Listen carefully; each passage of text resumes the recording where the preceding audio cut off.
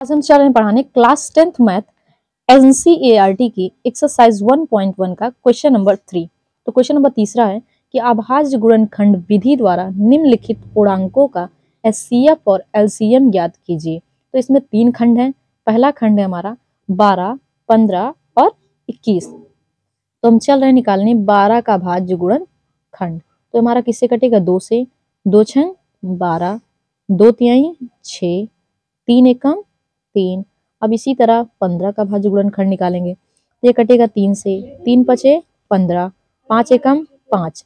इसी तरह निकालेंगे 21 का। तो 21 हमारा कटेगा 3 से। 3 7 21, 7 एकम 7। अब लिखेंगे 12 बराबर 2 गुणे 2 गुणे 3, 15 बराबर 3 गुणे 5, 21 बराबर 3 गुणे 7। अब लिखेंगे इसका एचसीएफ।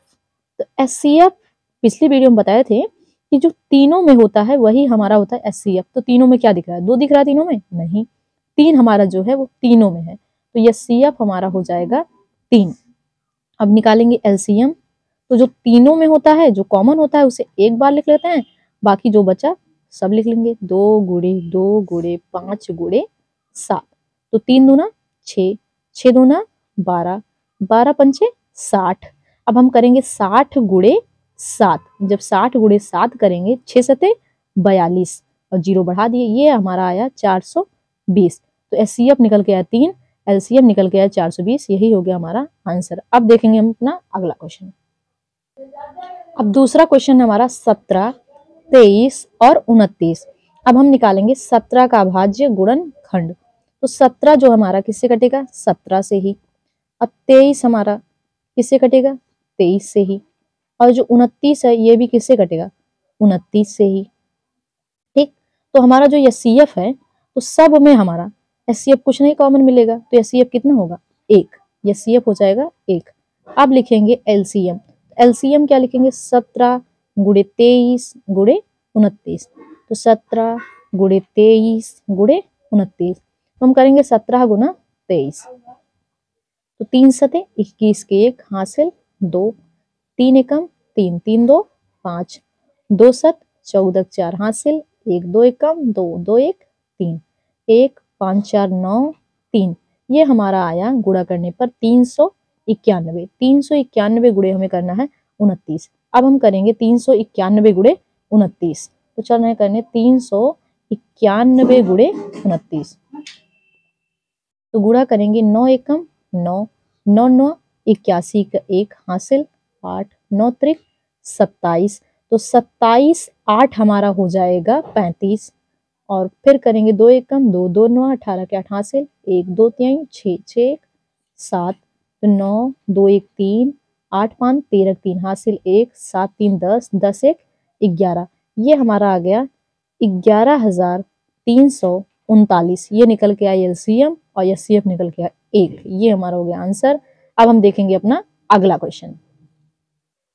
अगला क्वेश्चन है 8, 9 और 25। तो हम निकालेंगे 8 का भाज्य गुणनखंड। 2 से कटेगा, 2 चौक 8, 2 दूना 4, 2 एकम 2। 9 का निकालेंगे, 3 त्रिका 9, 3 एकम 3। इसी तरह 25 का निकालेंगे, तो बचा हम 25, 5 एकम 5। लिखेंगे अब 8 बराबर 2 गुणे 2 गुणे 2, 9 बराबर 3 गुणे 3 गुणे 3, 25 बराबर 5 गुणे 5। तो जो तीनों में होता है वही हमारा होता है एचसीएफ। तो तीनों में तो कॉमन कुछ नहीं है कि एक चीज जो तीनों में हो, तो एचसीएफ होगा 1। अब इसी तरह निकालेंगे हम एलसीएम। तो एलसीएम जब निकालेंगे तो एलसीएम हो जाएगा 2 गुणे 2 गुणे 2 गुणे 3 गुणे 3 गुणे 3, 5 गुणे 5। तो गुणा करेंगे, 2 दूना 4, 4 दूना 8, 8 त्रिक 24। अब करेंगे 24 गुणे 3। तो 24 गुणे 3 करेंगे, 3 चौक 12 2 हासिल 1, 3 दूना 6, 6 1 7। अब 72 आया। अब करेंगे 72 गुना 5। तो 72 गुना 5 करेंगे, 5 दूना 10 के 0 हासिल 1, 5 7 35, 35 से 36। अब 360 है। अब 360 गुना 5 करेंगे, तो 5 का 0 में 0, 5 छंग 30 के 0 हासिल 3, 5 3 15, 15 3 18। तो हमारा जो एलसीएम निकल के आया वो है 1800। यही हमारा हो गया आंसर। अब हम देखेंगे अपना चौथा क्वेश्चन। हमारा चौथा क्वेश्चन है एचसीएफ 306 कामा 657 बराबर 9। मतलब कि 306 और 657 का एचसीएफ दिया गया है 9, एलसीएम हमें बताना है। तो हम जानते हैं कि दो संख्याओं का गुणनफल बराबर एचसीएफ इंटू एलसीएम। तो पहली संख्या में दी गई है 306, दूसरी संख्या दी गई है 657, एचसीएफ दिया गया है 9, एलसीएम हमें बताना है।